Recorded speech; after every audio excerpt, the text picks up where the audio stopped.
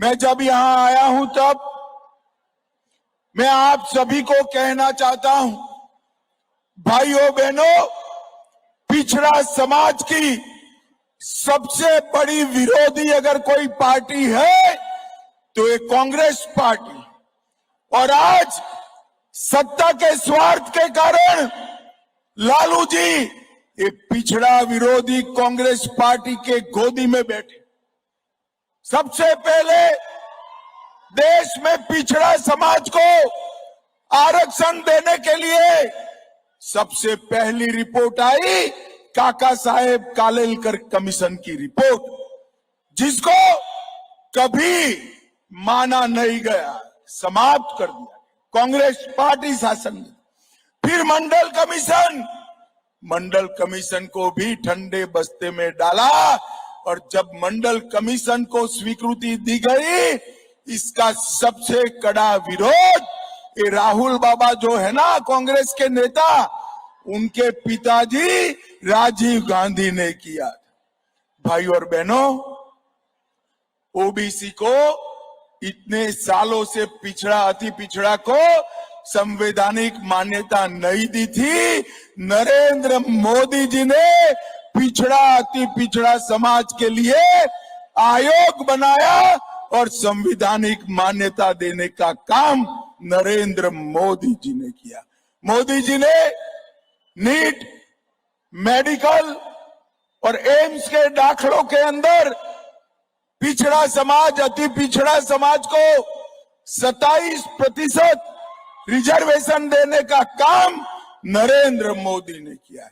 और भाइयों बहनों, मैं जब आज यहां आया हूं तब बताना चाहता हूं, पिछड़ा समाज के आरक्षण पर डाका डालने का काम कांग्रेस पार्टी ने किया है।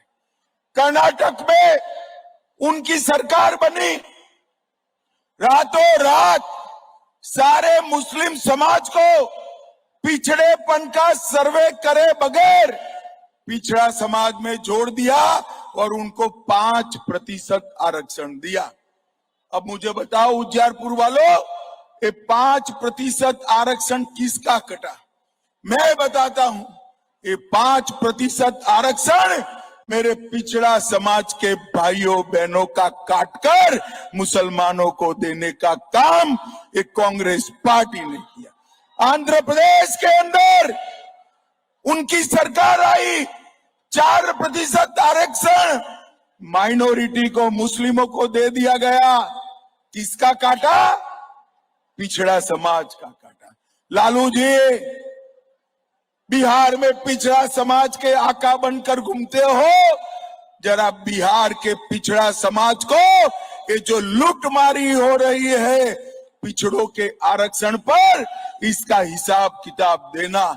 मगर आप चिंता मत करिएगा, मैं कह कर जाता हूं, कर्नाटक और आंध्र में जैसे ही भाजपा सरकार बनती है, ये मुस्लिम आरक्षण को समाप्त करने का काम भारतीय जनता पार्टी करेगी।